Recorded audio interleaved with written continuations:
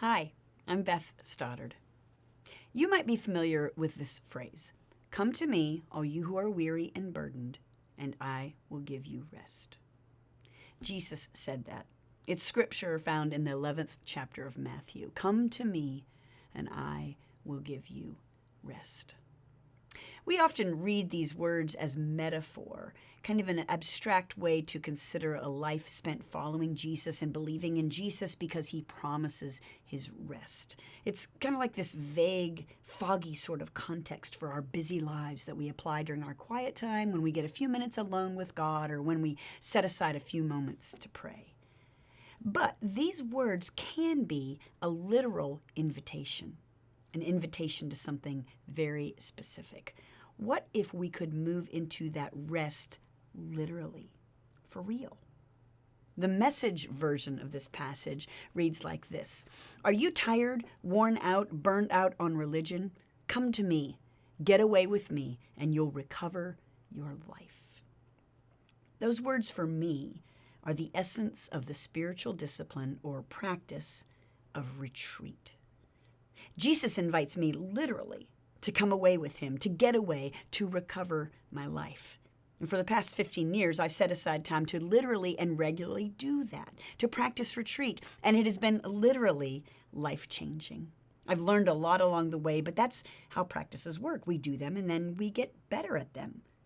Now, the thought of going away by yourself for a weekend might sound terrifying if you think you're not the kind of person who can do alone very well, but that's why we call it a practice. You do it consistently and you get better. Get away with me and you'll recover your life. It's true.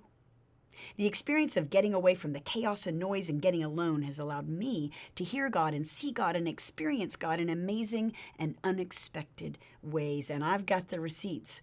Things I've scrawled in my journals, online blog posts, photos on my phone, and memories. Almost every profound and deeply meaningful experience that I've had with God over the last decade has been while on retreat. It's the way I actually hear him.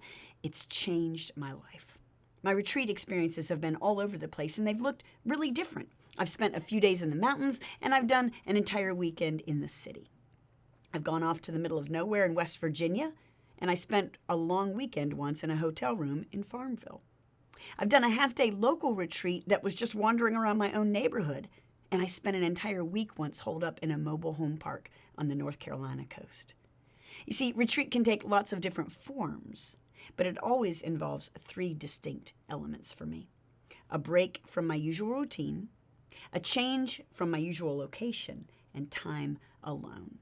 And I also almost always spend a good bit of that time outside. You know, a lot of people say that they feel close to God in nature. So you can go for a walk outside every day, but extended time on retreat outside of your normal routine, experiencing God in the natural world, well, this can reveal so much about who you are and how you are and the character of God as you experience his creation. There are guided retreats with focused topics that you can find at places like Richmond Hill right here in Virginia. And one of my favorite experiences was with a group called My Life is Sacred that hosts guided retreats in the Chicago suburbs. I've had experiences at both places, and I've come away with a new understanding of God through scripture and revelation and rest. But by far, the most effective retreats for me have been the ones that I've designed myself. Now, I say designed loosely because it's really nothing more than a few days away that I set aside to intentionally focus on the previous year and prepare for the one to come.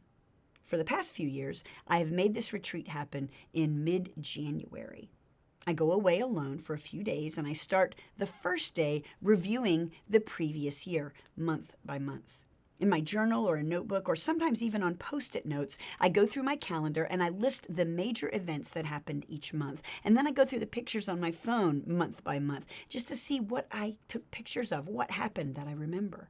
This might take a while, and I try to be very present and engaged for all of it. But once it's all written down, I get up and I go for a long walk, and I let that stuff just jumble in my head because some things have gotten stirred up in this process. Things I've forgotten about, things that surprised me, some emotions around experiences that might have gotten lost in the busyness of life.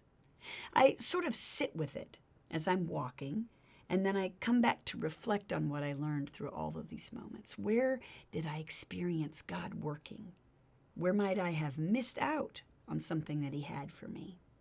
What does hindsight reveal that I could have missed in the moment? During this reflection time, I give thanks. I grieve.